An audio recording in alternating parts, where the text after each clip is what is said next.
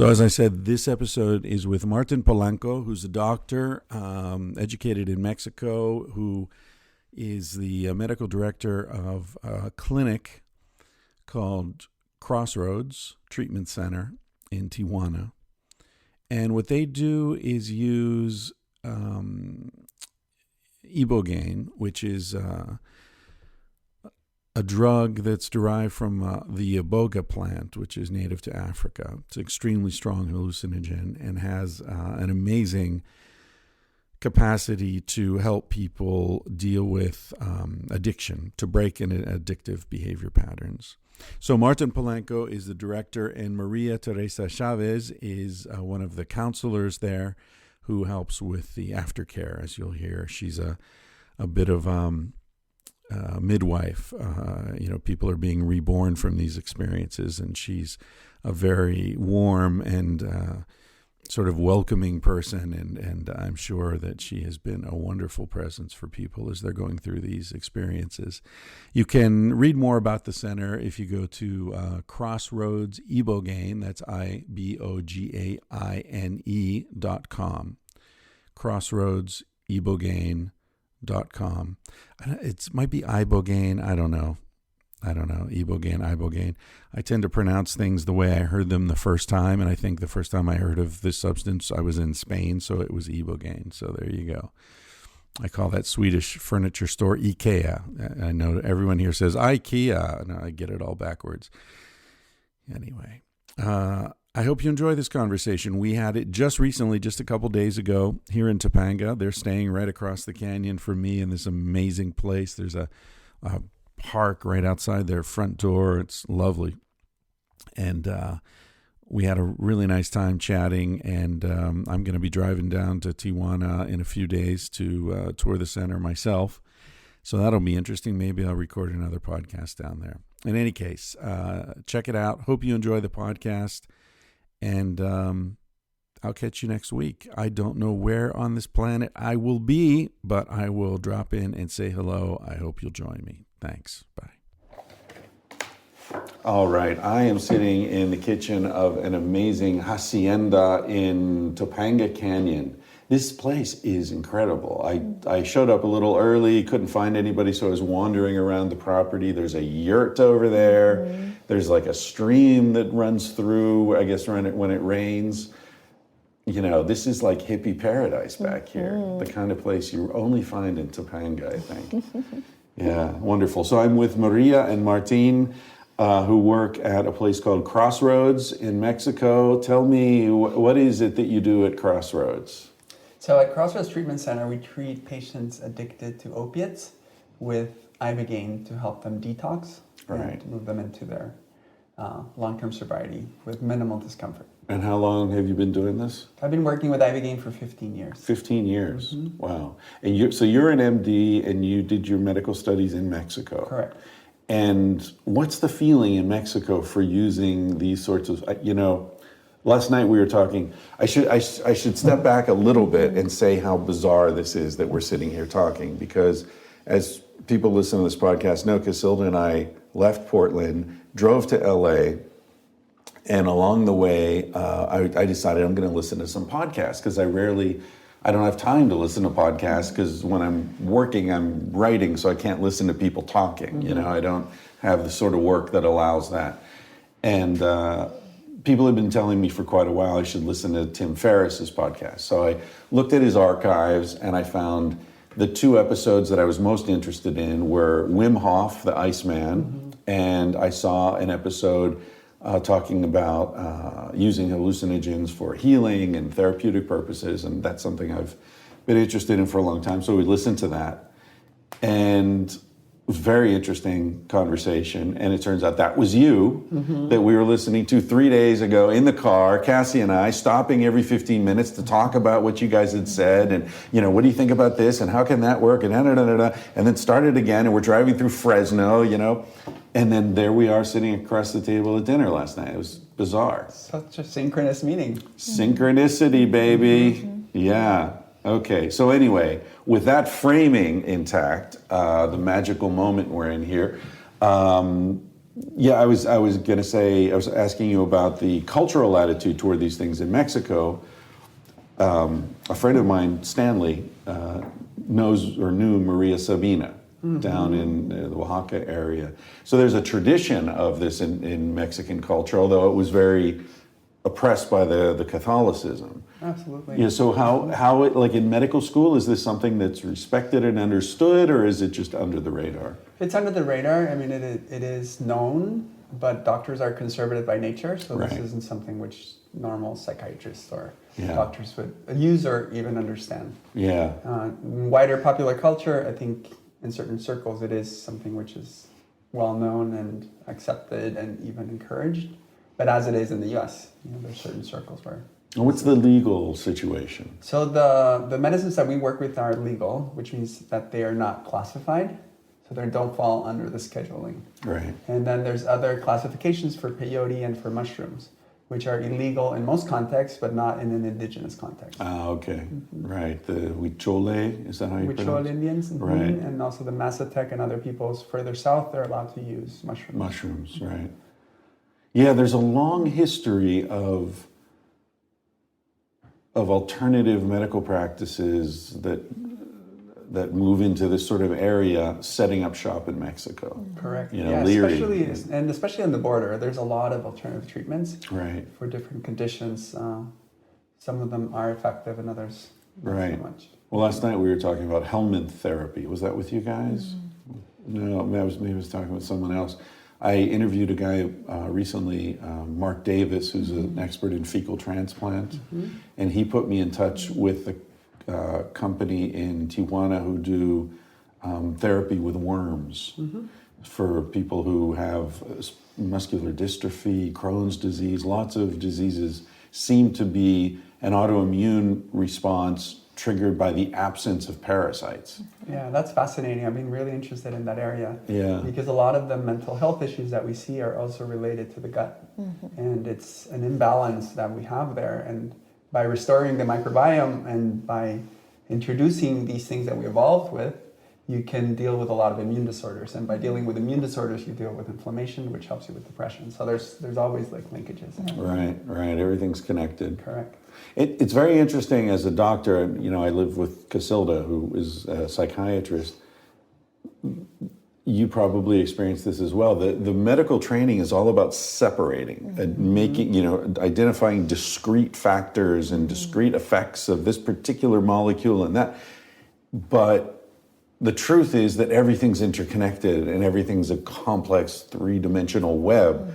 So there's almost like the medical training, it's well-intentioned, but in a way it's pulling you away from truth. Do you ever feel frustration around that they taught you to think in a way that is sort of the opposite of the way you actually need to think? Correct. Yeah, and as we know now, there's a mind-body connection, and there's a big component. The mind affects the immune system. Right. So, like you've identified, it's definitely very specialized how medicine is taught, and we focus on one particular organ. I mean, for example, ophthalmologists, they only look at the eyes, or psychiatrists are looking at the mind without often looking at the thyroid or other conditions. The gut, the family. Family, exactly. It extends out and in every direction. Yeah, and addiction is often related. I mean, it's very tightly coupled with family dynamics. Right. And trauma, which is passed on from generation to generation. So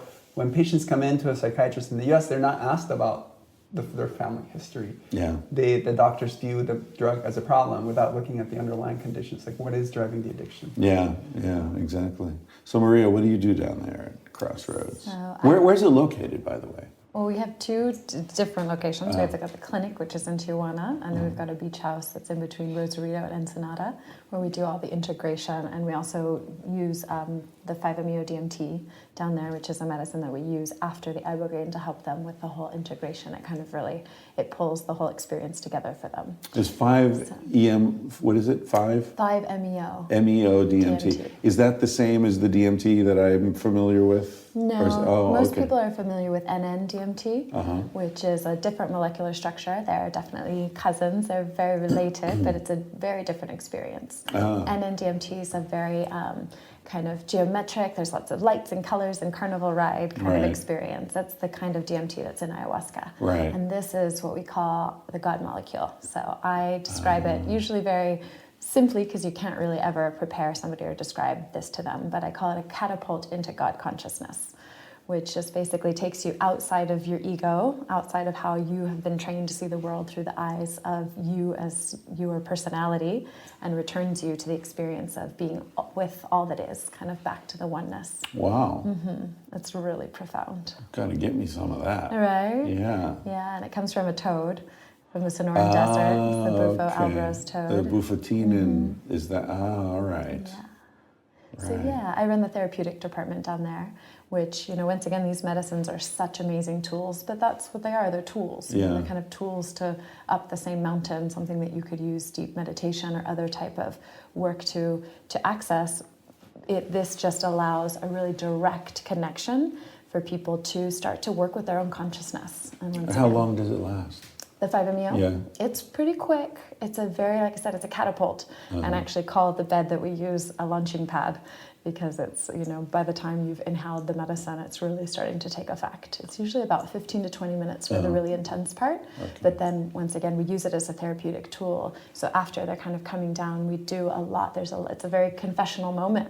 They've kind of seen all they have these realizations of, oh my God, I didn't realize that one thing that's been holding me back my whole life, that thing that happened where I decided that I was like some bad, shameful kid when I was 5 years old. Oh my gosh, can I tell you about it? And can we and so I help them to unpack those experiences that are what, cause them to be who they are. And a lot of times they're using these really maladaptive coping skills because there's an underlying root cause that they feel like they're not enough, they're not lovable. Yeah. All of us have those things. Yeah. So that's why this work is so profound, but it really gets really down to the root causes of why people are uncomfortable in the world. And so we try to help them get more comfortable, get more on purpose, and then they can live really successful, happy lives. Holy shit. That's a sacred moment that you're sharing with people. It's so special. It's honestly, it's the deepest honor of my life, is to really be able to create safe space for people. That's what we're all looking for, is to feel safe, to feel held, to feel seen, even for those things that we feel like are what make us monsters, that make us really separate. Right. Mm-hmm. Yeah, I mean, that's on a par with delivering a baby or helping someone to die. Absolutely. It's one of those just incredible, once-in-a-lifetime experiences. Absolutely, and I see myself in that way a lot as a doula. Yeah. Really helping people to become, I call them like, oh, my newborn little babies, because they're so fresh when they come out of these experiences. It's such a raw, humble place to be facing all of your deepest, darkest shit. And it's a profound starting point to create a whole new life for yourself. Yeah. Wow, that's incredible. And how long have you been doing this? Well, I've been working in this field for about 12 years. I started as a personal trainer and nutrition consultant back in the day. I became really fascinated with helping people to heal through their diet. Right. So I really use a lot of plants and herbs to help people with all kinds of diseases. I work a lot with cancer patients and other degenerative diseases, because once again I find that the root cause is it's stress. We're putting stress on our system, which once again causes inflammation, and then each person displays disease wherever their genetic weakest link is. So even though we think things are different, okay, that's cancer and that's diabetes and that's this and that's that, it's all just that is where your body has a weak link, and so that's where you're displaying that stress and that inflammation. But where is that coming from? Yeah, it's, I think of geology, like there's all this pressure of the magma under, and the volcano forms where the crust is weak. Exactly. That's where it pops out. Are you familiar with Dr. John Sarno? You ever heard of him? He's a back surgeon who practiced at Columbia University in New York, and he worked for years doing, disc replacement surgery and, fixing herniated discs and all that. And eventually he came to the point where he started to realize that his patients were, I think he said 70% or so of the people he saw were suffering from extreme stress. And he came to the realization that what was happening was that they were expressing, their body was expressing this stress in the point where they were structurally weak, skeletally, right? So that it wasn't that there was a herniated disc that was causing pain, it was that the pain was expressing in the place where there was a herniated disc. And so doctors were confused by this because they do an x-ray and they'd say, oh, look, yeah, there's an abnormality. That's why you're in pain. But actually, he said he had thousands of patients who had the same abnormalities who had no pain, right? And so he basically said the same thing you did, which is that the stress is there, it's unresolved, and it's expressing itself where there's a pre-existing weakness in the body. You said in the genetics or in the immune system or whatever, but it's basically the same idea that there are these systems, and then when there's a weakness, this pressure expresses through the weakness. Exactly, and that's why I see a lot of these things as being gifts, to be honest. You know, it's a because gift. They call attention to the problem, they're right? a wake-up call. A pain or disease is just a wake-up call to say, hey, something's not in alignment. Right. Something's out of whack, where let's find out what the root is. And so, once again, that's why allopathic medicine is just so off base, because they want to get in there and cut things off and, you know, burn them at the site and whatnot. And yeah, you can do that all you want, but if you don't address the root cause, it's just going to keep coming back. Right. So we use those same principles for, you know, for addiction. It's all, like I said, dis-ease in any way. It just means that your psyche is out of ease. Yeah. So how do we create ease within your being so that you can express, you know, and be in a healthy body and a healthy being? Wow, you two are like articulate and beautiful and don't blink. You're freaking me out a little bit. What's going on here? We're just blinked. We're very passionate. We're just very excited. We honestly, we live and breathe this. Yeah. Well, maybe it's hanging out at the hacienda for a while. I'd stop blinking too. Chill out, and my skin would get all beautiful. And this is beautiful out here. You're right. We're right near Red Rocks. Is that what it's called? Red Rocks Park. Yeah. So our backyard is backyard. Red Rocks is a state preserved park. Super beautiful. I really didn't know high it was air back quality. here. Yeah, it's amazing. Yeah, you can go for miles. You can walk to Malibu from here. Topanga's full of these secret little corners. You know, I love. We lived here for 6 months, and we would on Sundays, some days we'd go around and pretend we were looking to buy a house just so we could like walk around and look at these houses. You know, because there's so many beautiful little secret. Do you ever go to there's an art thing where the artists open their studios? You ever do that? Yeah, absolutely. There's amazing artists up here. This is a very, you know, this canyon has a lot of history and a lot of energies, a lot of magical things have happened. A lot of people doing, you know, all their own little psychedelic journeys and artists. And let's not mention the Mansons. Oh, they were up here? Yeah. we choose to avoid that. That's right. Yeah, black magic. Some black magic, but mostly white magic. Yeah. So, Martin, I heard you in your interview with Tim Ferriss talking about how you were studying to be an ophthalmologist. Can you, what happened? How did you get detract? Well, much to your parents' dismay. Initial dismay. Initial dismay. So so I was going to become an ophthalmologist, and actually the third generation in my family.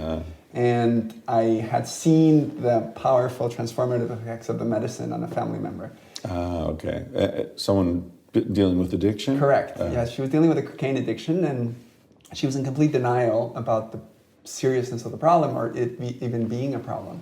And after having taken Ibogaine with a provider, how did she end up doing that? What led to her doing this? So I mean, my interest in plant medicines and psychedelics led me to find out about Ibogaine, and then I went online, and there were some list servers, and this was back in 2000s, earlier. So you hooked her up. Hooked her up. I accompanied her, and the day after she had taken the medicine, we were walking on the beach, and it was just such a beautiful, memorable conversation because she, for the first time, admitted that this was a problem, and she needed to move away from where she was living at the time. So it was a nudge in the right direction, and afterwards she went back to school, got a master's degree, started practicing yoga, eating healthy. So all of those things helped her move away from the addiction. But the Ibogaine provides that initial moment of insight where you cannot avoid the truth because it confronts you in such a direct manner. I decided to take a year off my residency training. I was already in residency. You were already in residency. And just kind of leaving the door open in case this didn't work out. But it was amazing watching people transform. I mean, we can take an active opiate user, heroin addict off the streets, in a matter of 3 days, they are no longer craving, they're no longer withdrawing. I could literally put heroin in front of them and they would not touch it. Right. And in Western medicine, there isn't anything like that. That shifts and that transforms the addictive mind to being non-addicted. Yeah. Of course, you have to integrate that experience to achieve long-term sobriety, and that's where aftercare comes in, and coaching, and just a lot of the work that Maria and Deanne do in terms of preparing people for their reality, because there's a lot of wreckage that they leave behind. Yeah. And there's just a lot of things pulling them back into the addiction. Right. So it does take, it's two different skill sets, getting clean and staying clean. Yeah. And Yeah. That's true. You can join the gym and then you have to go to the gym. Correct. Yeah. Yeah. Do you so you working primarily with addicts at this point? Yeah, that has been our work, primarily with addicts. By the way, I don't like using the word addicts. Addicted individuals. Addicted People individuals. with Well, there are addiction. too many fucking syllables in addicted individuals. I'm sorry. Can't say that every time. Yeah. But so everybody should just know, if I say addicts, I mean addicted individuals. Because addicts is an identity. I'm an addict. And that falls into the whole addiction as disease model. Yes. What's your attitude about that, the disease model of addiction? Well, I think that there's a big genetic component to addiction, maybe 50%. So there's a predisposition that some people have more or and less. If you're anxious and you're depressed, then drugs are this wonderful solution. I mean, the first time somebody with depression takes an opiate, they feel great. And they obviously want to repeat that experience. Right. Yeah. But what determines if they're using drugs versus gambling? Well, I also think that there's a big contributory factor in early childhood trauma. And by trauma, I don't mean you had to be beaten or raped or something super serious. It can just be benign neglect. Right. You weren't loved the way you needed to be loved. Right. And we all have these childhood issues that we're dealing with. It's just that people who gravitate towards drugs, I mean, there's a lot of people take drugs, but only a small percentage become addicted. Right. So it's not the drugs, it's something else. Yeah. I was just reading a couple days ago about Rat Park.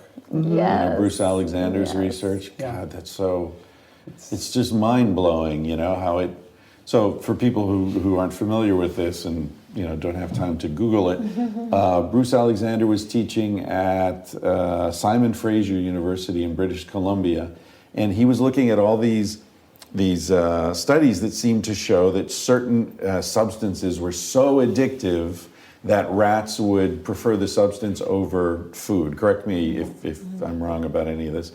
And he was like, well, wait a minute, is anything really that addictive? So his theory was that it was the cages, the fact that the rats were living these miserable lives in these tiny little cages in isolation with nothing to do. They were bored out of their minds. So you introduce some drugs, of course they're going to take the drugs. It's like, if you introduce Coke in a prison, everybody's going to snort the Coke. What else are they going to do, right? So he created what he called Rat Park, which was a much larger environment and allowed the rats of both sexes to mate and to run around, and they had little balls and tunnels and things to do and all this stuff. And then he ran the same series of tests and found that generally the rats would try the drug and then avoid it. They weren't interested. So they weren't bored.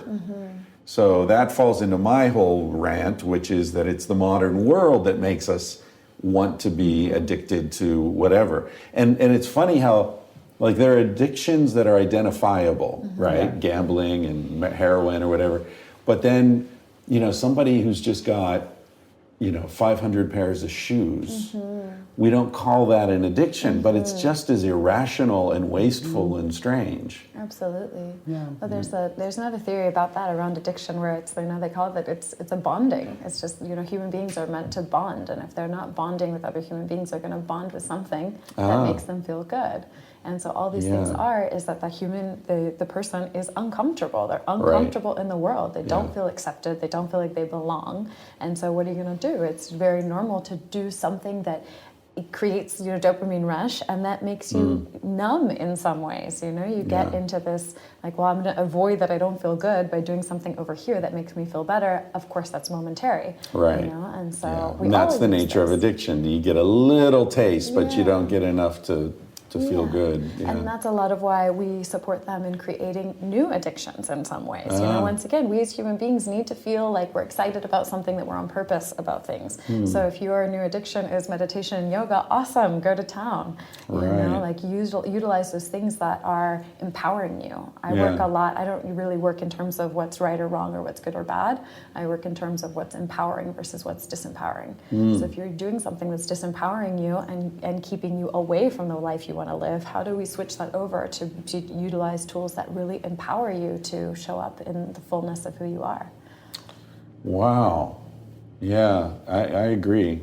I agree. And it's interesting that, you know, studies show that the thing that makes people feel good most reliably is helping people, helping other people. Absolutely. You know, so it's we're so misinformed about what works. You know, we get all this bad advice from the culture. Absolutely. Yeah. I'm really fascinated with teaching people how to be human, essentially. I feel like we're not taught growing up. We're taught a whole bunch of other really interesting things like math and science and history, but not about how to be a human being and how, like, that's a good point. to actually be healthy, happy, moving forward. Do you guys have kids? Are you? No. You don't have kids?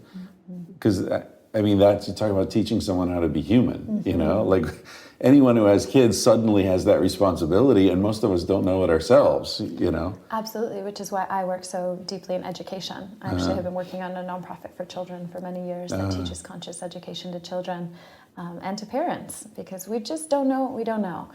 We've grown up in like really in a really bizarre world, to be honest. We're taught all kinds of really strange things that are just not true. Did you grow up in Peru, did you say last night? Well, I was born in the U.S., but my mom is from Venezuela, and my dad is from Peru. So I definitely spent a lot of time in South America, and that's a massive part of my kind of bond with the different indigenous medicines and all that, like really working with the medicines from the land and getting to see what life is like outside the U.S. The U.S. is just such an interesting bubble. It's such a bubble. I've never That's a nice way to put like it. Yeah, a bullshit bubble. A bursting bubble of bullshit. Yeah, and Martin, what part of Mexico are you from? Well, I grew up in a city called Texcoco, which is 35 minutes outside of Mexico City. Then I went to high school, Mexico City, University in Mexico City. And then for the past 15 years, I've been in Tijuana. Right. What's that like? Tijuana? Yeah, I've never been there. It's a fascinating city. I mean, it's a pretty big metropolis. It's 1.5 to 2 million people. Very artistic, very creative. It just, you have to, you know, put it in this geographic context. It's right next to California, so a lot of all the culture and newness kind of drips down and it gets expressed in a new way. It is very wealthy compared to other Mexican cities, although not wealthy compared to the U.S. There were some difficult times in 2006 to 2008. Right. Since then, it's gotten very quiet, It's very chilled safe. out. Because the one group took over and now they're not fighting. When one cartel wins, then peace. So now Crossroads is working primarily with addicts. Do you have other people coming through, PTSD, you know, different kinds of? Very much so. I mean, we have, our focus has been treating people with opiate addiction, but we don't see pure opiate addiction. Generally, people are combining drugs. Right. And so alcoholics? Yes, although I wouldn't say that this is the primary treatment for alcoholism. There's other ways to address this. Really? One of the most pronounced effects of the Ibogaine is an antidepressant, mood elevating effect. Right. So we're seeing some people come for that. Although, again, there's other ways to treat depression. Right. Also dealing with childhood trauma and issues that, you know, we all have. So we have two programs. One is the addiction program, which is longer, and then we have a psychospiritual program, which is for people who don't self-identify as addicts. Right, okay. And who don't have substance abuse issues, at least not currently. So I could come there for the treatment without necessarily having any addiction. Provided that you pass all the medical screening and that everything checks out. So I could do it voluntarily. Yes. Yeah. Okay. Interesting. And how long is that sort of program? So you can do it just as, because I'm sure people are listening to this and saying, well, you know what, I'm not addicted, but I feel stuck in my life and I'd like to do this, but I don't want to, I don't want to go out with, a couple of buddies on a weekend, right? I'd like to have the supervision and the, the sort of structure of care and the aftercare. And intention setting and just the preparation. Right. Because these are big experiences. They're transformative experiences. So Right. you want to, first of all, walk in with your eyes wide open, really knowing what you're getting into. Right. And the more you prepare, the more you get out of it as well. Right. So the program is from Friday to Monday. You would arrive on Friday, you stay there the weekend. We provide both medicines, so it's Iboga in the case of the Psychospiritual program, which is the root. Iboga is to Ibogaine as ayahuasca is to DMT. So it's a principal active molecule. And we use Ibogaine for the addiction program because it has a much more defined risk profile. Like we know exactly what it's doing to the heart. Iboga is a little bit more a little diffuse because it's a natural substance. It's a natural substance. You never know the batch, how potent it is, and stuff like that. Right. But with psychospiritual patients, we use a smaller dose, which is actually more therapeutic from a psychological perspective, because you're able to focus on the journey and the experience and create these narratives in your mind. Whereas the dose that we use for the addiction program is pretty strong, and we have to give them a big dose because we have to overcome the withdrawal. But it becomes very dissociative and jumbled, and it's a very intense experience for them. And it's long-lasting as well. Pretty long-lasting compared to others. So medicines. like 18 hours? I would say, from 6 to 12 hours is a visionary phase, but for the next 24 hours, you're still feeling the medicine. But you're processing what you saw. Right. So you're not allowed to use your phone, you're not allowed to distract yourself, you have to just deal with what comes up. And you're doing, so now we're talking about, this is the Ibogaine, for the overcoming addictions. Yeah. And then you're doing group therapy or individual therapy or art therapy. What sorts of things are you doing to help people in that phase? All of that. We definitely do a lot of group stuff. We have lots of one-on-ones. Do you have any body stuff? Is there massage or physical activity, yoga, things like that? Horseback riding. Absolutely. Horses. Horses are really therapeutic, aren't they? Therapeutic. Yeah. I'm also a personal trainer and a group exercise coach, so I have them out doing yoga. I mean, it's got to be light because they're going through a lot, but we definitely do lots of yoga and stretching on the beach and some Tai Chi and different ways that really teach them how to move energy. So the clinical center and the beach center are near each other? Relatively, yeah. So so you get in a van and go to the beach right after? Oh, okay. Yeah, so we transport them for the detox Must be an program. interesting ride. Yeah.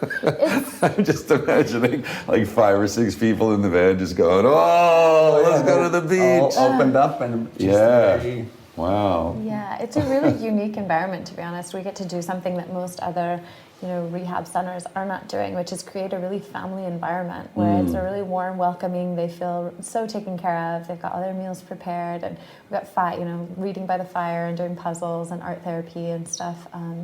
It's a really different environment than they're used to, being in a really sterile place where they're kind of treated like criminals, or there's something really wrong with them and they've got to be watched 24/7. I mean, we definitely have supervision 24/7, but it's a really warm, welcoming environment, and spending time on the beach is so therapeutic for them. And then, like I said, we do a lot of one-on-ones, so we get a lot of time for me to just sit with them and talk through whatever is coming up and what do they feel like, once again, has contributed to all of this. And we actually have started a family program where we're working with I've been working a lot with their moms, which is so special, so that their moms can come down the first day when they arrive and actually work with the 5-MeO DMT and help the mom with some of their healing and understanding of that. So you're getting into a family dynamic kind of, that's very important. It's so critical. powerful. Yeah. Because if the patient goes back home and the mom is still treating them like an addict, they will live up to their mom's expectations. How many, what percentage of the people you're treating live with their mothers? Well, I wouldn't know exact percentages, but the general demographic is 25 to 35-year-old, middle, upper class. And we're getting a lot of male patients. Apparently females deal with this on their own. Yeah, so the point is not necessarily they've been living with their moms, but the families, it's gotten to that critical point, and the families are the ones that's booking them to come down. So they're going to go straight home and go be with their family to kind of recover for a little bit. And once again, most of these, we don't just come out of the womb from like crystalline perfection, lineage, and then create these. Speak for yourself, Maria. My mother's vagina is crystalline perfection. Well, her vagina may be crystalline perfection, but I don't know about anyhow. I got some crystal cuts on my face going through there. But yeah, the Does your point. mom listen to this? I hope not. Yeah. The point is that we all have such heavy karma that we carry through our lineages. Most of us, I should say. And I know for myself, one of the biggest things that I work with within my own healing is stopping certain karma and patterns from being passed down to my children. Right. So I feel like that's how we change the world. Is everybody takes their own healing as like the number one thing for them in their lives, that we all heal all of our wounds, the world's going to be a really fucking amazing place. Yeah. Yeah, that's true. I mean, it's amazing, the epigenetics and how, people whose grandparents suffered from famine are more likely to be obese. Yeah. Like what is up with that, or just extreme stress 2-3 generations back has effects.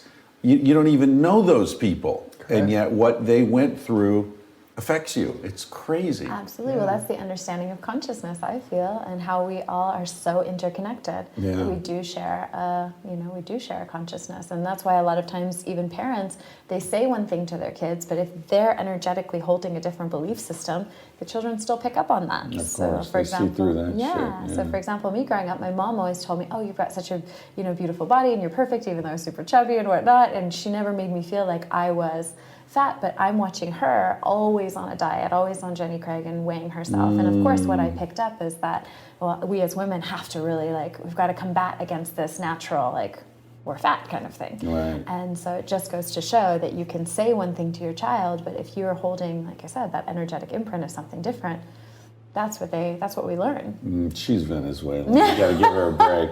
I give her a lot of breaks. I love my mom. I'm just using that as an example. I love you, Mom. If you're listening. Even if your vagina isn't made of crystal. I'm not sure if a crystal vagina is a dream or a nightmare, now that I think of it. Depends if you're coming or going, I guess, right? Anyway. Either. Venezuela. I was in Venezuela once for a psychology conference. It may have been the pinnacle of my life as a single man. Yeah. Holy cow. It was just like this hotel was overrun by beautiful women everywhere. Yeah. The Venezuelan and Colombian women. Yeah. Very, very beautiful. Yeah, that's an interesting part of the world. Yeah. But then also plays into their obsession with plastic surgery. And right, whatnot. Exactly. So yeah. it's a double-edged sword always. Being obsessed with beauty. Yeah. Yeah, okay, so we were talking about different kinds of patients who come. So you have a set fee for this, or how does that work? So for the Psychospiritual program, which is for non-addicted individuals, it's $3,500. For the long weekend? Yes. Right. And for the addiction program, it's $7,000. Although we encourage people to do 4 weeks of aftercare, and we have a partner program in the US that is doing that. So we'll offer discounts just to get them in, because it is so critical for people not to go back home to their environment, especially these younger kids that don't have anything else going on. Right. When we get doctors and lawyers and people who have a lot to lose, they can do a week and go home and just get into the flow of things again. But a young, 20-year-old guy who is bored. That's it. Yeah, you can have the amazing experience, but then you go back and you're hanging out with the same crowd doing or the your same girlfriend shit. is still using. Right. Yeah. It's a big one. The aftercare is really, really, really critical. Yeah. So we're really excited and happy to be able to offer these longer stays now, and we're emphasizing that as being critical for long-term sobriety. I think you're right. It's because you mandatory need to learn a new way to live, really. Yes, and reconnect to your body, because oftentimes what they're feeling, they're just not used to feeling. I mean, it's a raw reality again. Yeah. And they don't have that buffer of the opiates. Yeah, exactly. Wow. So you've been doing this 15 years, did you say? I've been working with Ibogaine 15 years. Part of those 15 years was working as a consultant. I went to Russia, helped open up a few clinics there. Oh, really? In Colombia. In Ibogaine clinics? Yeah, I mean, they work with other treatment modalities, but they wanted to incorporate Ibogaine into their kind of therapeutic arsenal. That's interesting. So are the Russians more open-minded about these things, or? It was really interesting. I mean, they were definitely open-minded, but they wouldn't take the medicine themselves. So they would give it to patients very clinically. Right. But And you've used the medicine yourself. absolutely. Right. I always take everything myself before Really? giving it to patients. Ah. And if you were to ask a psychiatrist, hey, have you ever taken, your potent antipsychotics before recommending it to people, they would be, I would never touch that. I'm not sick. There's nothing wrong with me. Yeah, and because they know Yeah. that. Psychiatrists are some of the most closed-minded. Like, doctors are relatively closed-minded. Psychiatrists are the most closed-minded, I find, of... not all, of course, not my wife, but in general. And I think part of it is that psychiatry is just barely a science. I mean, honestly, and so they're very trepidatious about anything that isn't very, quantifiable, and which is a shame, because when I say psychiatry is barely a science, I don't mean that as an insult at all to the profession. I think the best psychiatrists are artists, they're shamans, they're spiritual, and you're talking about the healer taking the substance. That's the basis of shamanism. That where the shaman generally is the one who will enter the altered state, whether it's through a drug or enter a trance through dance or whatever it is, in order to move to the other world where they can see what the problem is from another perspective. So the idea of the healer altering consciousness has very deep roots.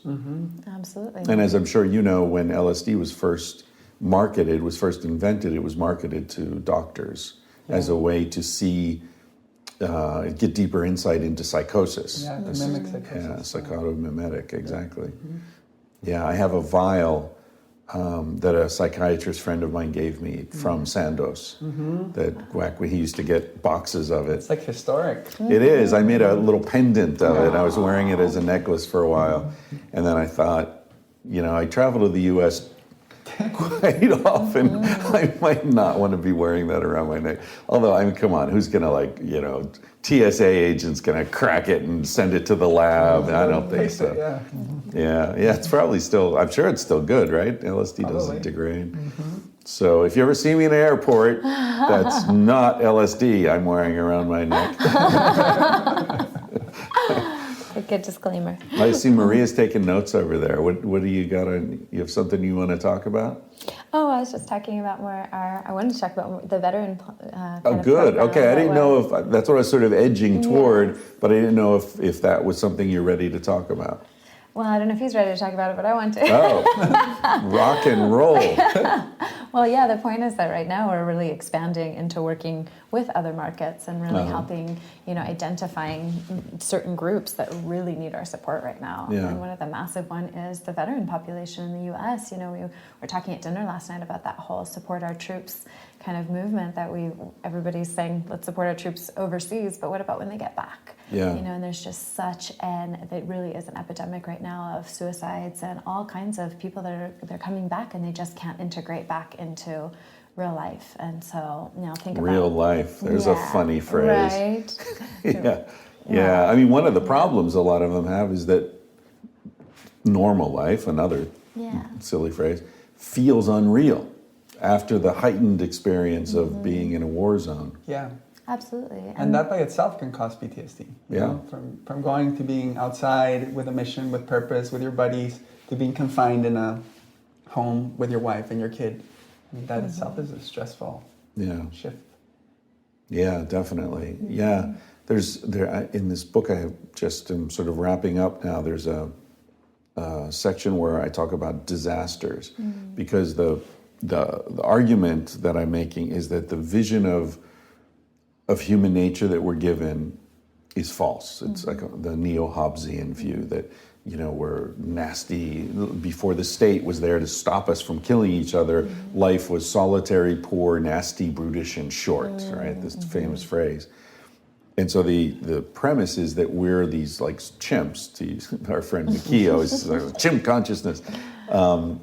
But when you look at what actually happens when the state is removed in a disaster, like an earthquake or a war or a flood or whatever, tsunamis, all this stuff, what happens is people don't run around looting, raping, and pillaging. they start helping each other. They help strangers. They take children into their homes and strangers into their homes. All this beautiful stuff happens. And then people look back at those times as the best times in their lives. And so there's this disaster studies is actually, you can get a degree in it. It's a form of, it's a subspecialty in sociology. And the guy who started it at the end of his career was asked what last words he had to impart to the field. And he said, well, after all these studies I've done, all these people I've met, I realize now that the true disaster is normal life. It's not the tragedy. Tragedies, people die, that's true. But the people who survive, they find community. It's normal life where people are isolated and alone and have no one to turn to and no connection. So these guys who are in a war, they're getting shot at, but they love their buddies. They love the people that are protecting each other. I read this interview with the guy who wrote The Perfect Storm. You know that guy? I can't remember his name right now, but he was embedded with troops in Afghanistan. And they said, why are these guys doing this? Because they don't know what the war is about. They have the pipelines or the, geopolitical. He said they do it for love. That's why they fight, for love. So then you come home and that level of love is gone. And that level of purpose. Yeah. And that's another thing that I find, we as human beings, we are such creative visionaries at our core. And once again, in our upbringings, we're not taught that we have that freedom to explore all those different ideas that we have and to have a purpose that we've maybe never seen anybody else have. Yeah. We're very much taught okay, you're going to be a lawyer, you're going to be a doctor, something that's a very defined career, as opposed to just having this burning passion and purpose to do something that maybe seems really off the wall. And so a lot of what I talk to our patients down there is about how do you create a life that's perfect for you that may not look like anything you've ever seen. You do that, Maria? Really? You forge the path. You forge the path. Forge a path that is perfect for you. That's a lot. We talk a lot about following your happiness, following your bliss. Passion to me is that spirit, God, whatever you want to call it, giving you a signpost that that's something that you should be doing. It's something that you're so passionate about that, you get into the flow state when you do it, that hours can go by, days can go by, and you just have this burning desire to create something or figure something out or find a solution. And that is when we're living on purpose, is when we are the brightest expressions of ourselves and we can really help other people. And it's all about, to me, helping other people. I take care of myself really well so that I can take care of other people really well. So someone comes to you, let's say 35-year-old guy, he's got addiction issues, he's married, he's got a kid, whatever, has this experience, and you're conversing with him in the aftercare, the support phase, and he's thinking, this is my life. Are you supportive of him leaving his wife and his child? How do you deal with that, where the changes that need to be made in this individual's life could have really negative effects on other people's lives? Well, I find that at the base of it, we all have to follow our truth. So to me, it's just getting down to the truth. What is the truth of that person's heart? If we're living in places that are not true, that's nobody's happy in that situation. Once again, we're talking about that energetic imprint. If you're if you're feeling miserable about your marriage and your family life, well, then your spouse and your child are probably feeling miserable too. Yeah. So how do we create like I said, I talk a lot, I talked about this last night, my brain works a lot in win-win. How can we create win-win situations, which means that there may need to be a change, but it doesn't need to be looked at as a detrimental change. How can we support what's in the highest and best for everybody? So yeah, I definitely, radical changes sometimes need to be made, and that's not a bad thing.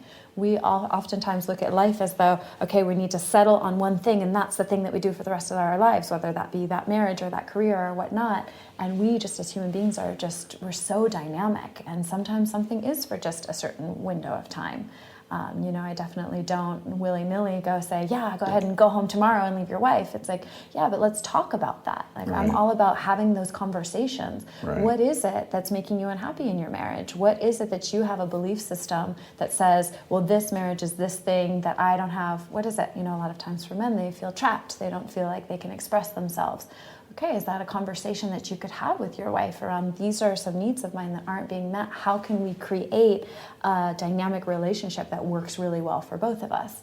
Does that mean, once again, going straight into being able to sleep with other people? Maybe not, but maybe that means we get to travel separately and we get to have our own friends and, having more just almost energetic freedom is what we're usually all looking for. Or at least I get to watch porn. I can't understand those marriages where it's considered cheating to watch porn. Are you kidding me? Come on. I had a long conversation with as a famous person, I won't say his name, but I was at this party and I went to the kitchen and I didn't know who he was at the time, and I was getting a beer, and he's like, hey, you're that Sex at Dawn guy, right? And I was like, yeah. He's like, what do you think? Is it cheating when I watch porn? Because my wife, who's standing right there, she thinks it's cheating. I think it stops me from cheating. And we ended up like 2 hours talking with this couple about his porn habits. And then later they left, and somebody was like, do you know who that was? It's like, oh, yeah, I know that name, yeah. So it's like the only thing I know about this famous person is his porn consumption. Well, yeah, that goes all back to that whole topic of us learning how to be human. Just a lot of what you discuss in your books and things is that, we have this idea, we've been taught that you have one person in your life, you only have eyes for them. If you even have a thought about somebody else, that's so wrong. And that's just not the way we were wired as human beings. Definitely not. Definitely not. So I'm thinking about like situations, because I get asked advice all the time along these lines, right? Like, how can I live a meaningful life? Because a lot of people who listen to this podcast are in the demographic that you guys are working with. I think primarily men, primarily 25 to 40 maybe, and they're interested. I think a lot of, judging by the emails I get, a lot of people are looking for insights that can help them design a better life for themselves, right? They're at these pivotal moments.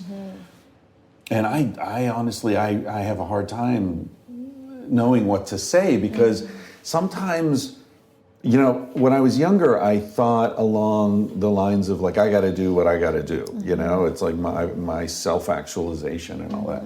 But as I've gotten older, I feel, and maybe this is just because I'm lazy or something, but I feel like I get into situations where it's like, actually the right thing to do isn't necessarily the right thing for me.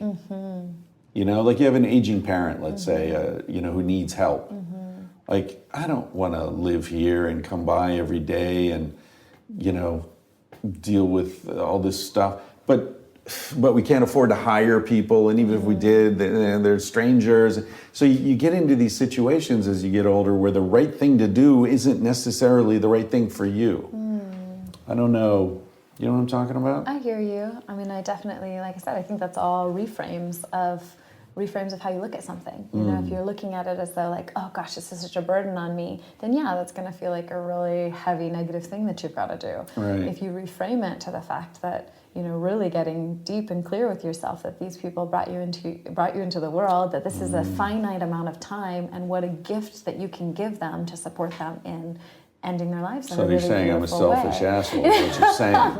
That's what you're saying in this fictional scenario. I'm saying that our thoughts create our reality, and that that's true. I'm really fascinated with us reframing our thoughts so that we can look at things through new lenses.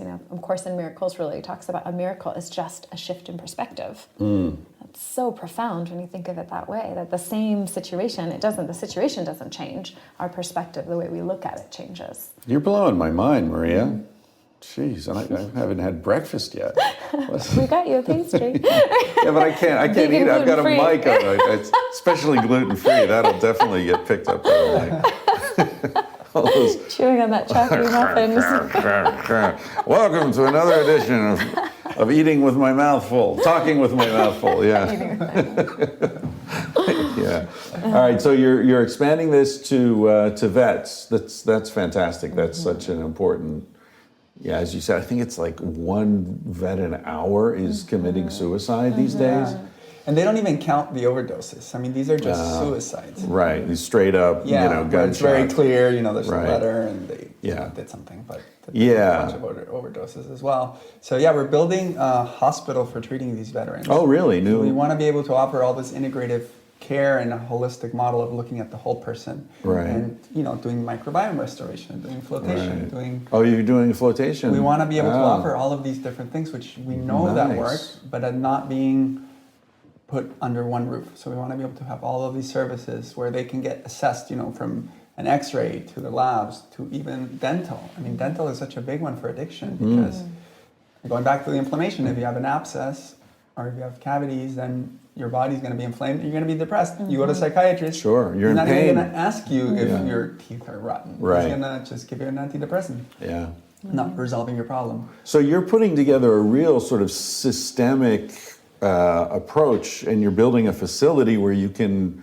That's fantastic. That's really important. Yeah, and not just the facility, but also having that continuum of care from the pre-care to the detox and then to the aftercare.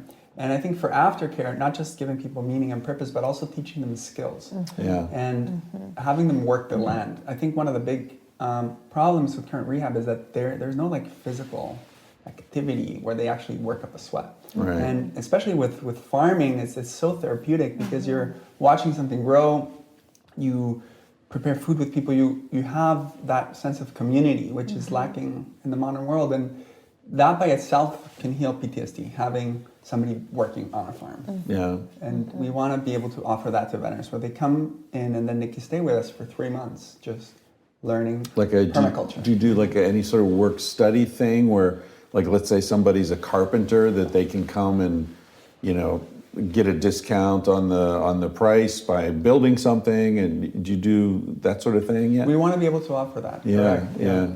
That could but be mainly giving them a place where they can study permaculture. And permaculture, means a lot of things to different people, but just having that skill set that they can then take home and apply in their communities. Yeah. Yeah, and reconnecting to the land. Like I said, I feel like a lot of this is disconnection. All these issues, quote unquote, all of us have such a disconnection from where we came from and connecting with nature. I mean, that, for myself, I actually suffered from very, very severe depression when I was younger. I was about 16, 17 years old, and I was suicidally depressed. And Really? I just did not believe in taking medicines or going to see, the psychiatrist that they tried to take me to was some 60-year-old overweight white guy who didn't even look me in the eye. He talked to my parents as though I wasn't even in the room. Really? So that to me was like, okay, obviously this isn't the answer, but what is the answer? So I just intuitively started spending time in nature. I mean, days on end, I would just sit at the bottom of a tree and just connect, not even knowing what I was doing, not knowing about mindfulness or meditation, just reconnecting to the electromagnetic grid of the earth, calmed my nervous system, got me really still and really present and able to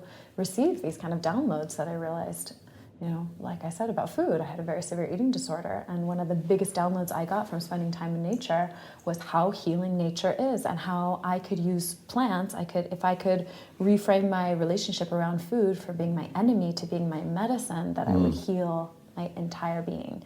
So I just became obsessed with nutrition in that way, but really about the plant, like how powerful plants and herbs are. And part of that is also the growing and the cultivation, the understanding of life cycle and understanding how abundant we are. You can walk outside, if you take a wild foraging class, you can eat forever for free if you know how much food is just available right outside our front door. And it's so much more nutritious than the stuff that's commercially grown. Absolutely. Yeah, so you can eat much less and actually be far better off. Yeah, absolutely. I'm thinking about this experience. I'm imagining going through this experience and the cleansing and the rebirth and the sense of hope and all these wonderful feelings that are being generated. Do you get people falling in love with each other down there? I mean, you must get a lot of transference, I imagine. People falling in love with you. But are people, are couples forming? You're not getting many women, I guess. So, Probably not a lot of that. Yeah, we set a really strong container down there. Oh, so okay, it really good. is. It's so much about the introspection time. This whole week for them, essentially, especially during the detox. Once again, they have no phones, no access to email. It's really such a time for them to go deep within. Right. And so we do group activities, but the Ibogaine also, it's a difficult experience for them. They don't feel good, they're nauseous. They're definitely coming out on the Saturday after the 5-MeO feeling super bright and shiny. But we all work so much with their life experiences that I haven't had that yet, that people are kind of bonding that way. Definitely a lot of the guys form friendships and things like that, which is awesome. Yeah. But I haven't had any... And very therapeutic to be able to take that friendship back. Absolutely. We really run a beautiful, down there we're watching all kinds of documentaries on like Neurons to Nirvana, all talking about psychedelics and consciousness and how your thoughts create your reality. This is some new information to these folks. This isn't, people like us who are psychonauts who've been in this forever. Right, this is their good first point. taste at seeing something so much more, that there's so much more out there. And so for them to have an ally and some buddies that they that believe in what they that they have been through what they've just been through is pretty invaluable, which is another reason why the aftercare is so great, because then we're compounding all these folks that are going through similar experiences, and they can support each other moving forward. And we want to do brain scans on veterans before and after Ibogaine, because we have done one scan so far, and the changes were profound. Really? And by having these scans, which are SPECT scans, they show marked changes in the areas that are involved with anxiety and that light up with PTSD. So we can demonstrate from a scientific perspective with a map, basically, what are the changes. And it's very hard for Western science to argue against that, because they can tell us all sorts of things that these medicines don't work. But once we have that data, it's very very clear. And these are permanent structural changes? No, or they're functional They're changes. functional, so it's what parts of the brain is activated. Correct. So do you have them thinking about the same thing before and after? Or how and do you, just how also do you- baseline, and it's actually 3 scans. So baseline. one is going to be afterwards, and then one other one is going to be several months. And then that's going to be the proof that these changes are long-lasting. Right. That you mentioned the long-lasting. The Ibogaine has an amazing. What is it? 6 months. They look to see how many people have relapsed. Yeah. So Is that the standard measure? well, that is one standard measure. The other one is looking at a year.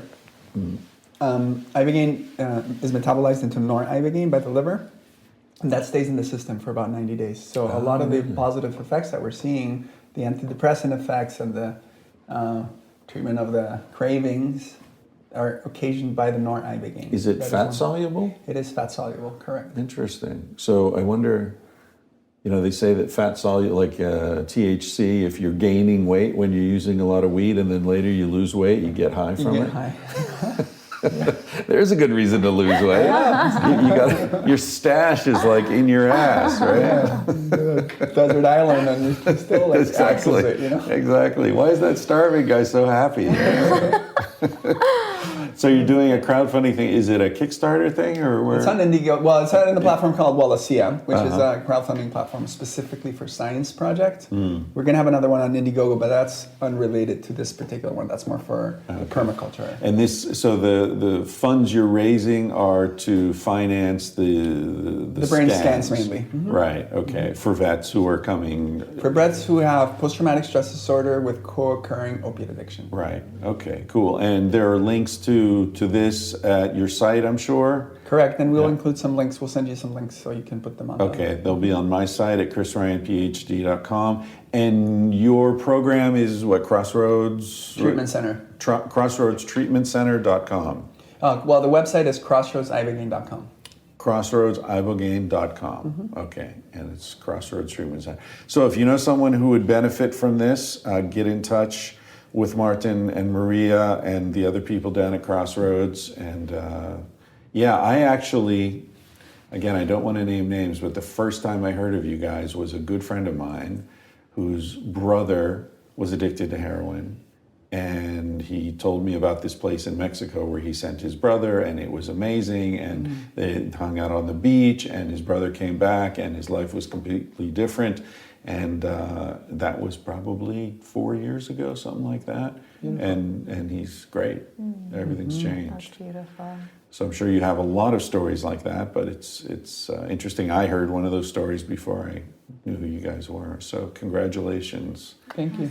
You're saving lives. Thank It's wonderful. you. Thanks for doing this. Thank Thank you. you.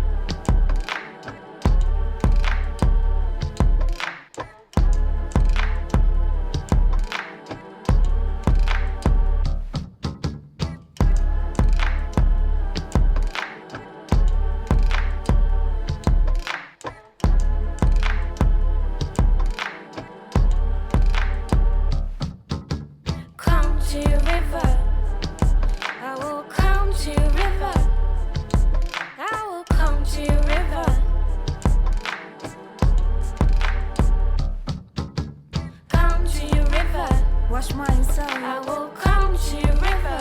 Wash my soul. I will come to your river. Wash my soul again. Carry away my dead leaves. Let me baptize my soul with the help of your waters. Sink my pains and complaints. Let the river take them. River, drown them. My ego and my blame. Let me baptize my soul with the help of your waters. Those old means so ashamed. Let the river take them. River, drown them.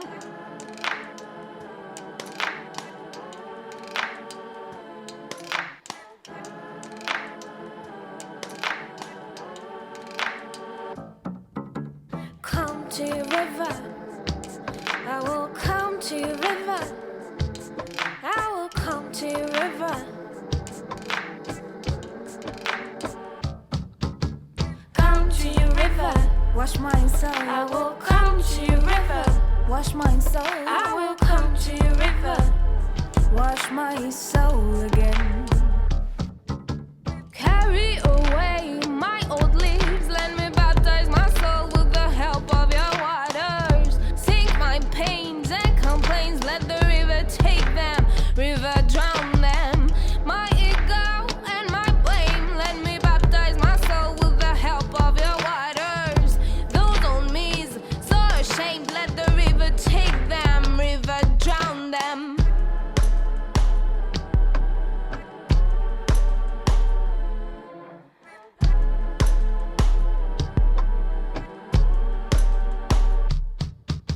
Come to your river.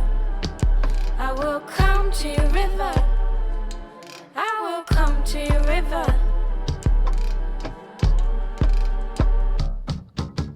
Come to your river. Wash my soul. I will come to your river. Wash my soul. I will come to your river. Wash my soul again.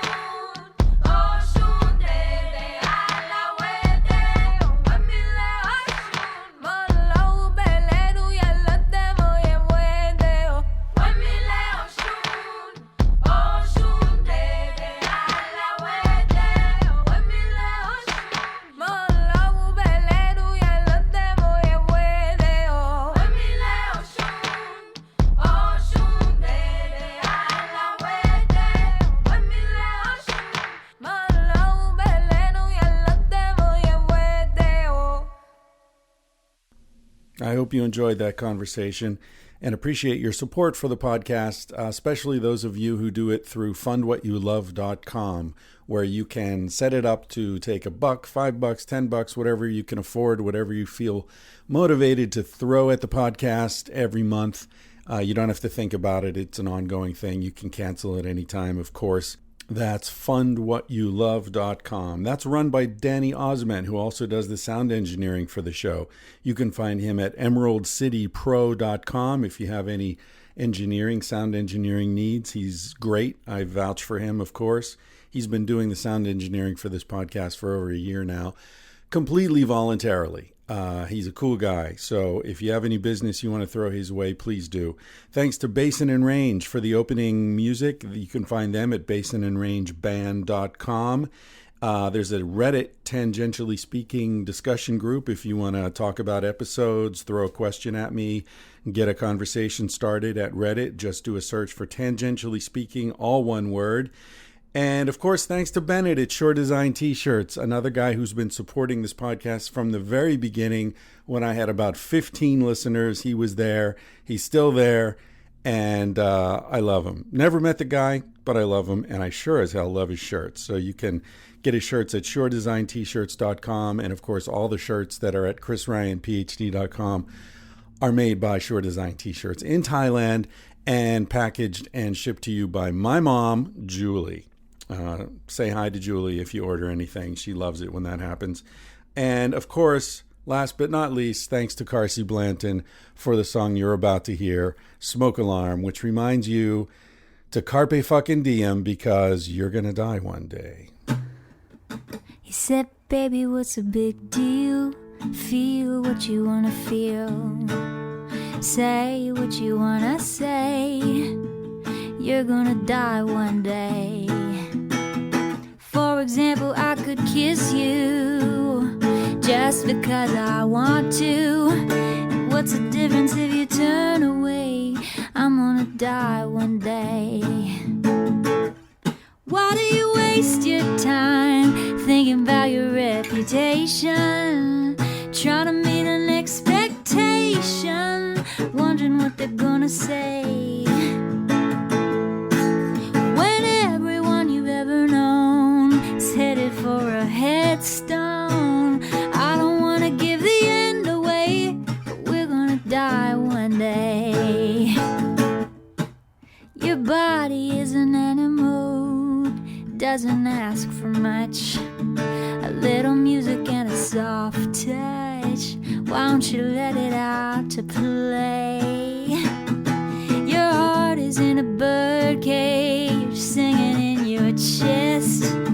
You wanna shut it up but give it a rest. You're gonna die one day. Why do we waste our time thinking about a reputation? Running from a confrontation, wondering what we ought to say. When everyone we've ever known is headed for a headstone, I don't want to give the end away, but we're gonna die one day. We're gonna die one day. We're gonna die one day. So baby, what's a big deal? If you wanna be free, say what you wanna feel. Spend the night with me. I'm gonna take you up in my arms. And if we must go down, we'll go singing to the smoke alarms. We'll dance into the ground.